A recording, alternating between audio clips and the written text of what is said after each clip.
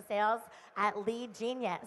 And a fun fact about Ryan, in addition to having amazing dance moves, Ryan is also the founder of Sales Collider, a mentorship group that helps founders of B2B companies learn best practices of scaling inside sales teams. Ryan Williams is the VP of Sales at Lead Genius, a SaaS company that improves the efficiencies of sales and marketing teams. Previous to Lead Genius, Ryan ran the West Coast agency sales at AdRoll, named the #1 fastest growing marketing company by Inc. magazine. Ryan spent 5 years at AdRoll, helping them grow from 16 employees to nearly 600. Ryan is passionate about building awesome teams at innovative startups. He also has excellent sock style. Let's see him. Nice. What do you got? There's been a lot of sock game talk today. Next, we have Kirsten Moore, the Director of Commercial Sales at Blue Jeans Network. A fun fact, as far as fun and interesting facts, you can share that on weekends. I'm learning to speak Danish and ever expanding my knowledge on local wine and baking. Kirsten Moore is the Director of Sales for Blue Jeans Network, an enterprise cloud video in the cloud company.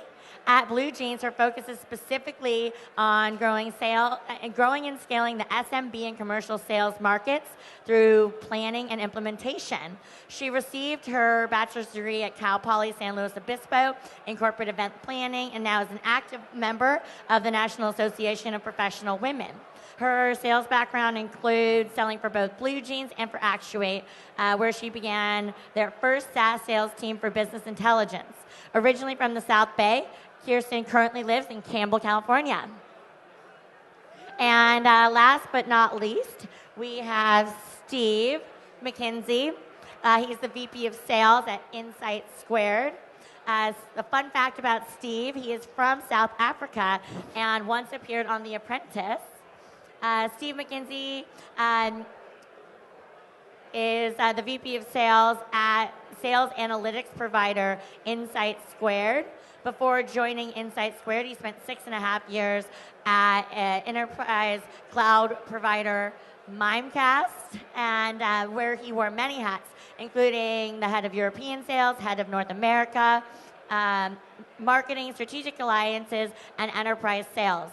Prior to Mimecast, Steve ran a media business in South Africa, and in the early part of his career had roles in finance and sales. Steve has an MBA from the University of Cape Town, and when he's not buried in work, he likes to keep fit and balance his other job as a husband and father to 3 young boys. So welcome our amazing panelists. Very impressive backgrounds up here, so thank you guys for joining us. Thanks for having us. So today, we're talking about the stages of B2B sales and how to stay on track. So, Marc, why don't you just briefly fill me in on, at your company, or just in general, what does the modern sales process look like? So the sales process at Instructure basically flows through a series of steps. It goes qualified, evaluation, shortlist, negotiation, and close. And each one of those stages are tied to a client buying trigger, is what it's called. And then we have set probabilities for each one of those stages as well. And we certify and train all of our sales folks on that process, so it makes it kind of easy for us to forecast revenue both in the quarter and in the next quarter. So that's what our process looks like. That's great.